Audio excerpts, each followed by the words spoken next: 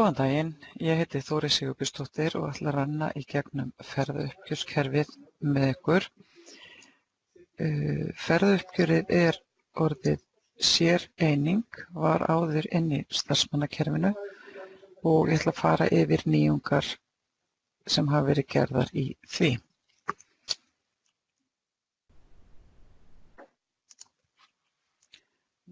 Ferðauppgjörið heldur utan um kostnað vegna ferðastarfsmanna eins og dagpeninga, akstur og útlánakostnað og hver og einn getur sett upp þá valmöguleika sem þeir vilja, sem sagt mismunandi dagpeninga, mismunandi akstur og mismunandi útlánakostnað. Það er hægt að stofna ferð sem er valkvætt þó ég mæli nú yfirleitt með að ferð sé stofnuð og tengt ferðauppgjöri því þar má sjá þá heildarferðakostnað niður á ákveðna ferðir. Það er hægt að búa til eina ferð og tengja mörg ferðauppgjör við, þannig ef að 10 aðilar eru að fara í eina ferð saman, að þá er hægt að sjá allan ferðakostnað á einum stað fyrir þessa ákveðnu ferð. Það eru rafræn skil á staðgreiðslu og launamiðum, sem sagt ef að staðgreiðsla er á dagpeningum og síðan er einnig hægt að tengja þetta við verkbókhald.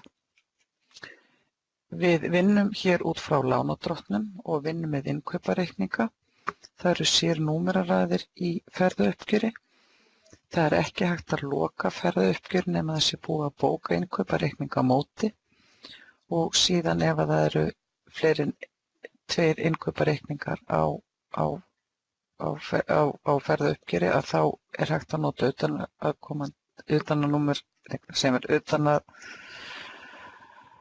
númer utanaðkomandi skjals til þess að sýna fram á að það komi út frá ferðauppgjöri. Nú ætla ég að fara inn í kerfið og hér er ég sem sagt komin inn í ferðauppgjör og ef ég fer inn í deildir að þá er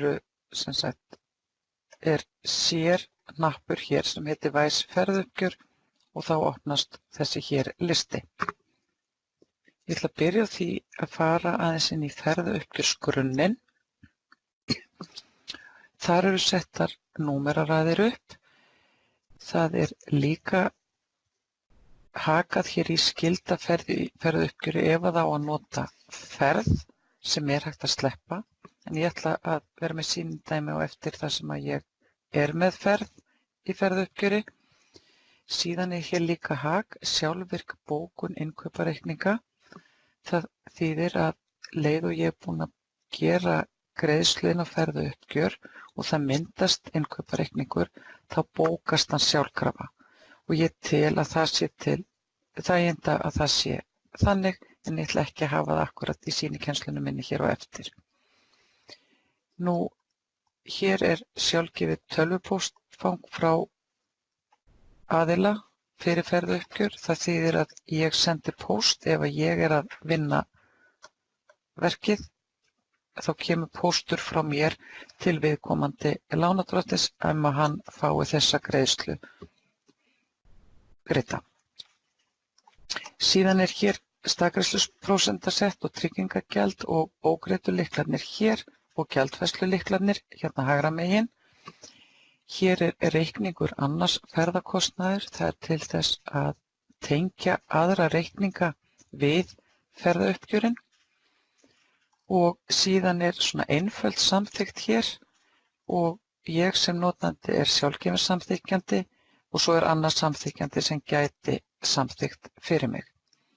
Einn annar reitur hér sem ég vil vekja athygli á er afmarka lánadrottna lista á bókunarflokk og hér er ég með bókunarflokkin starf. Þetta er ferðagrunnurinn. Síðan er það tegund ferðakostnaðar og ég ætla að opna þá töflu. Hér fyrir neðan er þessi sama tafla nema hún er sundurliðuð niður á dagpeninga, útlánakostnað og akstur. Þessi tafla er til þess að setja upp bæði þá aksturinn og dagpeninga og útlagt ef við horfum bara á þessa 3 möguleika. Hér er frjálst hvað hver og einn setur inn, sem sagt einhvern kóta, einhverja lýsingu og tegund hér, dagpeninga, akstur og útlagt. Hér er gjaldmiðl upphæðar ef við erum að greiða sem sagt eftir gjaldmiðli. Síðan er það upphæð ef hún er fyrirfram ákveðin fyrir hverja einingu fyrir sig. Gjaldmiðl ef það er skattmat og síðan er skattmats upphæð hér og síðan þessi reitir hér, hvort þessi undanþegið tryggingagjaldi, fyrirfram greiðsla, gisting og síðan er það fjárhagsreikningur kostnaðar. Það er sá lykill sem við ætlum að bóka á inn í fjárhæðin, sem sagt gjöldin. Síðan er hér reitir á launamiða og það er þá hvar upphæðin á að lenda á launamiða þegar við keyrum launamiðana í lok árs. Eitt sem ég vil vekja athygli á að hér er ég með dagpeninga og ég er með það í XDR gjaldmiðlunum og RSK gefur upp sem dæmi að það megi greiða 208 XTR án þess að sé greidd staðgreiðsla og þá er skattmatið það sama. Í sumum tilvikum er verið að greiða hærri upphæð en raunverulega er gefið heimild fyrir og það myndi staðgreiðslan reiknast á mismununum á þessum hér upphæðum. Þá er ekkert annað en að fara og stofna ferð og ferðauppgjör. Ef við byrjum á að fara bara hér í ferðir og ég ætla að stofna bara nýja ferð hér, nýtt og enter, það kemur bara hlaupandi númer eftir númeraröðin sem er valin í grunninum og ég segi bara tilgangur ferðar, fundir á vegum Wise, nánari lýsing, farið til London og bókunardagsinn, ég ætla að hafa hana bara í dag. Ég get valið deild og verkefni ef það á við. Brottfarardagur, ég ætla að segja að brottfarardagur er núna 31.5. og komudagur sem bara 5. júní. Og hér getur líka tengt verk og verkhluta og þá mun þessi kostnaður bókast beint inn á verkin. Hér eru sem sagt tegund dagpeningar eða akstur útlagt og ég ætla að velja dagpeninga og ég ætla að velja hér kóta og ég ætla að segja bara hérna dagpeningar erlendis. Þá fæ ég fjölda daga hér inn og hún les það hér frá brottfara og komudegi. Einingarupphæðin eru 94 XTR og gengið kemur sjálfkrafa frá gjaldmiðilstöflunni í Navision og síðan gæti ég sett hérna á verkhluta. Þetta ger ég til þess að flýta fyrir ef að fleiri en einn er að fara í ferðina að þá geti búið til ferðauppgjör út frá þessari ferð á þá aðila sem eiga að fara í ferðina. Ef ég fer hér upp í hnappinn ferðauppgjör þá myndast hér listi og þetta eru lánadrottnarnir hjá mér og þið tókuð eftir þegar ég var í ferðagrunnunum að þá var ég búin að segja að bókunarflokkur lánadrottna væri starfsmenn, þannig ég sé eingöngu þá lánadrottna sem tilheyra þeim bókunarflokki. Það er svona kannski til að minnka listan hjá okkur því við erum náttúrulega með hin og þessa lánadrottna í kerfinu en við erum ekkert að borga öllum ferðapeninga. Ég ætla að haka hérna í Snorra og Örnu Sif, þannig ég ætla að segja að þessi tveir eru að fara í þessa ferð og ég segi stofna ferðauppgjör. Og hún segir hér strax 2 ferðauppgjör voru stofnuð og ég segi lagi. Þá opnar hún lista fyrir mig með þessum báðum aðilum sem er að fara í ferðina. Ég fer hér í sem dæmi að breyta. Ég gæti líka farið beint hér í að bóka hluta en ég ætla að opna ferðauppgjörið. Þá lítur það svona út og dagpeningakvótinn er komin hér inn. Ég er komin með dagpeningaupphæðina sem viðkomandi á að fá greidda og línan er svört þannig að það þýðir ég er ekkert búin að gera neitt við hana hér en ég var með haka að það veri samþykkt í gangi þannig að ég þarf að samþykja og það er náttúrulega stundum einhver annar sem þarf að samþykja áður en að hinn aðilinn getur bókað alla leið. Þannig ég haka hér í samþykja, þá er ég komið með samþykktina hér og ég gæti sem sagt bókað þetta hér uppgjör.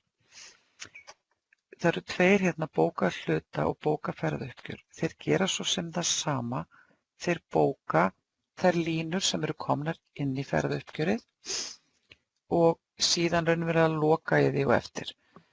Þannig ég ætla að byrja því að segja bóka hluta og það er sagt viltu bóka hluta og ég segi já. Þá verður línan hér græn og ég er komin hér með óbókaðan innkaupareikning. Ég get opnað hann hérna og ég get sýnt fylgiskjal og þá er ég komin bara með hefðbundinn innkaupareikning og ég bóka hann hér, segi já. Þá er hann bara farinn og er komin sem bókaður innkaupareikningur inn á þennan lánardrottinn.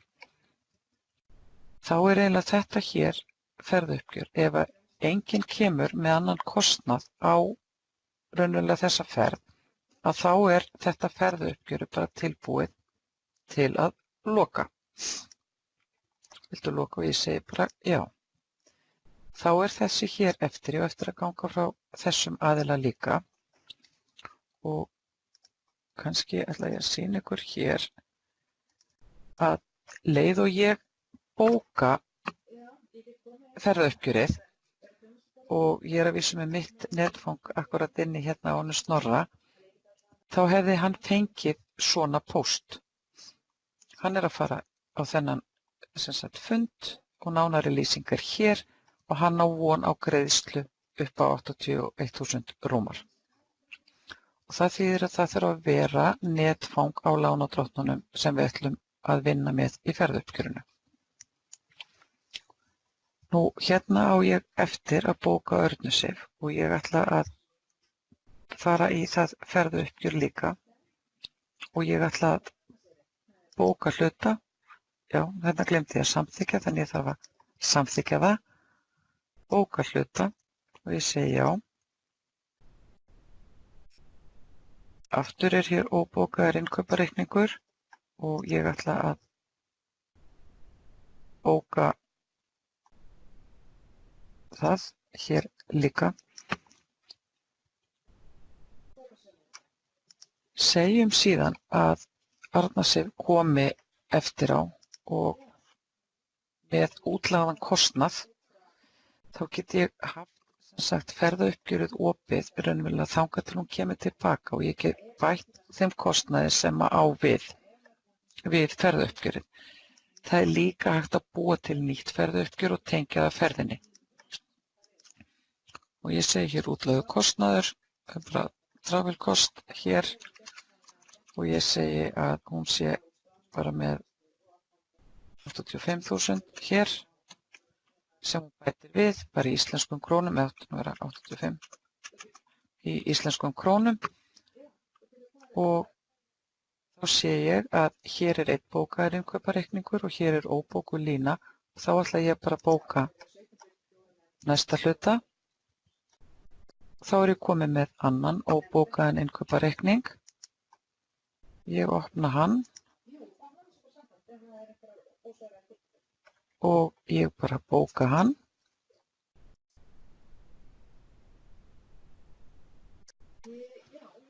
Og þá er hann farinn. Og ef ég endurnýja hér, þá sjáu þið komið annan innkaupareikning hér inn á.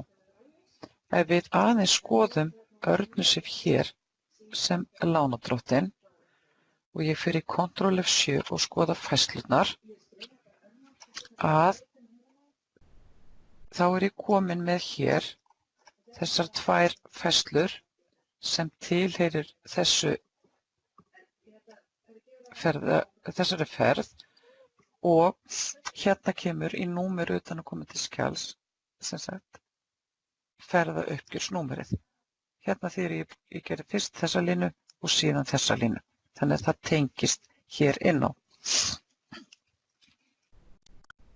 Nú, ef við skoðum aðeins ferðauppgjöri hérna, að þá eru svo kallaðir tengdir reikningar hérna niðri. Og ég get valið hér bara annar kostnaður og ég fer hérna á bakvið að þá er ég dottin hér í fjárhagsfærslur af þessum fjárhagslykli hér og þessum fjárhagslykli hérna líka. Þannig ég gæti tengt við, segjum bara að það hefur verið keypt flugfar í gegnum fyrirtækið og ég vilji tengja þetta flugfar við uppgjörið til þess að fá þá tölu inn á kostnað við ferðina. Og ég set bara hérna, vel með bara einhverja færslu, hérna 1500 kall og ég endurnýja. Þá sé ég það, ég er með tengdan reikning hér og það er til þess að sjá sem sagt heildarkostnaðinn á ferðinni. Nú tel ég mig bara vera búin með þetta og ég loka ferðauppgjörinu. Og þá er það, sem sagt, ef við bökkum svo út úr þessu allir hér, að þá er ég komið með hér ferðina, ég fer og skoða ferðina, að þá er ég með upplýsingar hana. Hér er ég með, sem sagt, bókuferðauppgjör sem eru 2, dagpeningar upp á þessa upphæð, útlagakostnað hér og tengdan reikning hér og samtalskostnaðinn við þá ferðina sem er hér fundur á vegum væs er þessi hér upphæð. Það er líka hægt að fara ef ég fer aftur hérna upp í ferðauppgjör. Það er alveg hægt að stofna ferð hér, fara í ferðauppgjör hérna og segja nýtt og tengja þá við ferðina sem slíka. Það þarf ekki að vinna algjörlega út frá ferðinni, það er líka hægt að búa til uppgjör, tengja hana við ferðinni með því að velja þá ferðirnar hér inni, en það er líka ef það er ekki hakað í grunninn að sleppa ferðum, að gera bara plain ferðauppgjör, óháð ferð. Nú með því að nota lánardrottnana og í sömu tilvikum er verið að greiða dagpeninga áður en að fólk fer í ferðina, að þá getum við nýtt okkur hérna greiðsluferlið hér og ef ég eyði nú bara þessum veldu greiðslum hér, að þá get ég farið hér inn, farið í greiðslutillögu. Ég ætla að hafa bara síðasti greiðsludag 30. júní að því þannig voru sem sagt gjalddagarnir á innkaupareikningunum hjá mér. Ég ætla ekki að mynda mínusfærslur og ég ætla eingöngu að velja bókunarflokka lánardrottna sem er hér þá starfsmenn og ég ætla bara að greiða þetta í dag og ég segi forskoðun. Að þá sjáu þið að ég hef komið með hér inn, að vísu svolítið margar línur að því ég sagði ekki að haka við að sameina á lánardrottinn, en þá er ég komið með millifærslu hér á Örnu Sif upp á þessa upphæð og hinn reikningurinn var upp á 81.000 og síðan væri þá líka meðan Snorra hérna upp á þessa upphæð og ég geti þá nýtt mér bankakerfi til þess að greiða þetta út. Við förum aðeins aftur hér í ferðauppgjör, þá erum við með hér sem sagt ferðir, ferðauppgjör og lánadrottnar. Síðan erum við með staðgreiðsluskil og launameðana og síðan erum við með skýrslur hérna og við erum með bókuð ferðauppgjör. Þannig að meðan við erum að vinna ferðauppgjörin þá erum við með þau hérna uppi og síðan þau eru alveg frá gengin og við erum búin að loka þeim hér, þá detta þau niður í feril hér eða undir skjalasafn sem bókuð ferðauppgjör. Síðan er hægt að taka hér eins og kostnaði við ferðir sem dæmi og ef ég vel þessa ferð sem ég var nú að taka áðan og ég segi forskoðun, þá er ég með hér sem sagt kostnaði við þessa hér ákveðnu ferð. Hún er farin hérna og heildarkostnaðurinn er hér og það skiptist niður í dagpeninga, heildardagpeninga, útlagðan kostnað, heildarupphæð, tengdir reikningar og þá er kostnaðurinn hérna niður og síðan er það sundurliðað einnig á starfsmenn sem er að fara. Og síðan er hægt að taka skýrslur, ferðauppgjör, bókað og yfirlit yfir óbókaða ferðir per tegund eða bókaða ferðir per tegund. Ef ég tek hér að ég ætla að segja hérna, ég ætla að fá dagpeninga og ég ætla að bæta við hér að sjá brottför dags bara frá 1.1.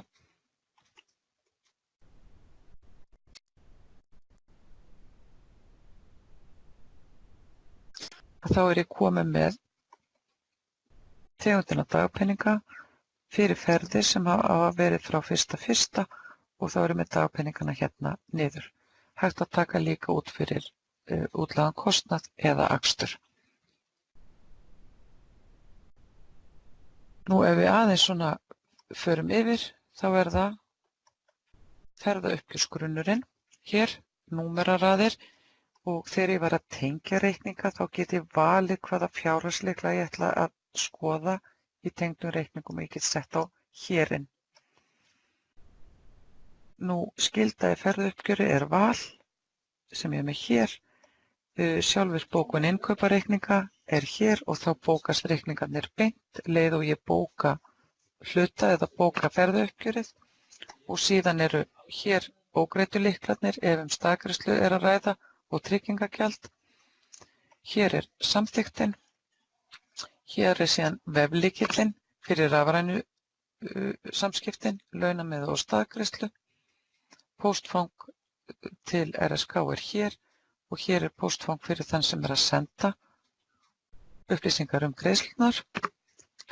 Nú tegund ferðakostnaðar hérna, sett hér inn.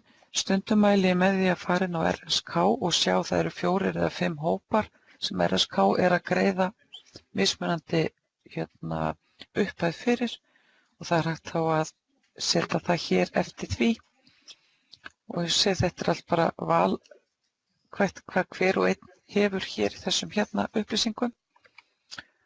Nú hérna get ég farið og séð eingöngu dagpeninga, eingöngu útlagðan kostnað eða aksturinn hér en ég vinn oftast bara með þessa töflu og síðan er það bara ferðirnar og við sjáum líka hérna í panelinum til hægri hvað ferðin kostar eða hvað er búið að bóka á eða hvað er í vinnslu. Nú þá vil ég bara þakka fyrir því getið sendt ef þið viljið nánari upplýsingar þá er netfangið mitt torey@wise.is og ég get svarað ykkur þeim spurningum sem vakna. Takk fyrir.